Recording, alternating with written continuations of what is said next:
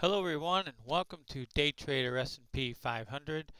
This is Dale Woodson, editor of Woodson Wave Report, one of Timer Digest's top ranked stock market timers. And while I've been trading for over 30 years in the market, we recently started our day trading service. As you can see, we're in our third year. First year we had great success, second year we had a down year, and third year we're off to a great start. So we'd appreciate it. While we've been trading for a long time, we're relatively new to the YouTube channel, so we would appreciate if you could hit that subscribe button. Don't forget to hit the reminder bell and pound the like button. We appreciate you watching our videos and our channel.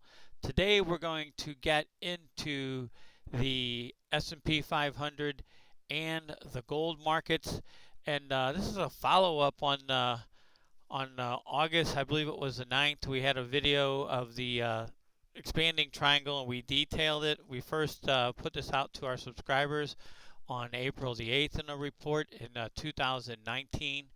I want to put a link to that video we did on August 9th, which really explains the details. This was early on and it developed perfectly.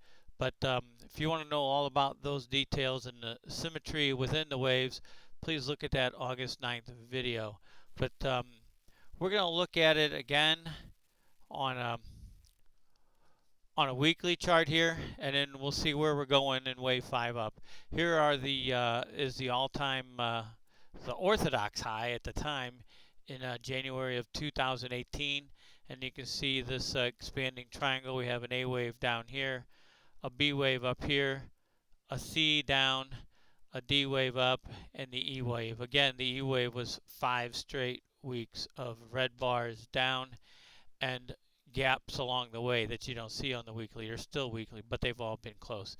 So when we left off last time, it's where do we go from here? Let's just do that wave count here real quick so everyone's on the same page. We have an A down, a B up, a C down, a D up, and an E down. So this would be wave 3 because expanding triangles only occur in fourth waves, and this would be a wave 4. So where are we going in wave 5? This is, like we said in that video in August, a huge bullish pattern, if you will, after the triangle's over.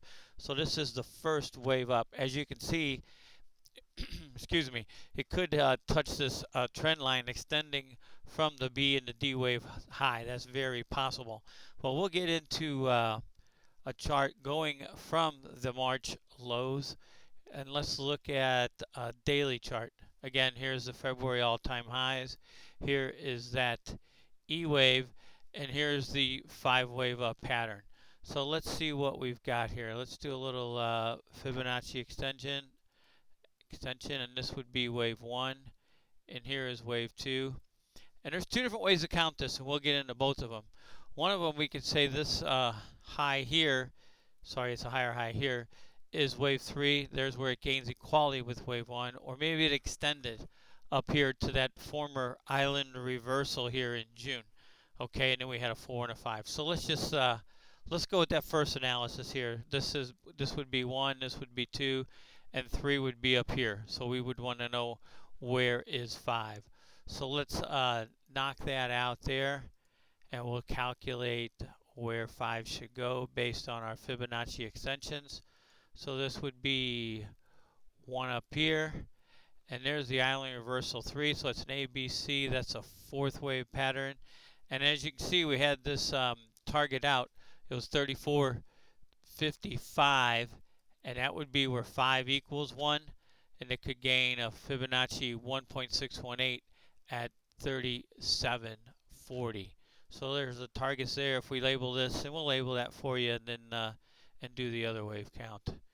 Okay, let's get into our 5-wave pattern here, and this would be 1, 2, 3, 4, and 5, either here or at the other target. Okay, we're going to wipe those out, and let's go with the other count that does not have the 3rd wave extension in it. Okay, so we'll start again at the at the March lows. We've got, whoops, we did a retracement up there. My apologies. We'll wipe that out and we'll do an extension this time. There we go.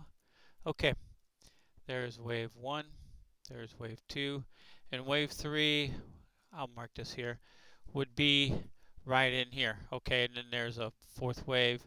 Anyway, so we can figure out where 5 would be from there. Let's just leave that up, make it simple, and we will find our extension here. 1, 2, there's 3, there's 4. We are going to make these a different color so we can tell them apart. We'll make that black, black, and black lines. There we go. Okay, so here would be 1, here would be 2, 3 would be here, and 4. You can see 5 equals 1 to 3198, and then we have 3470.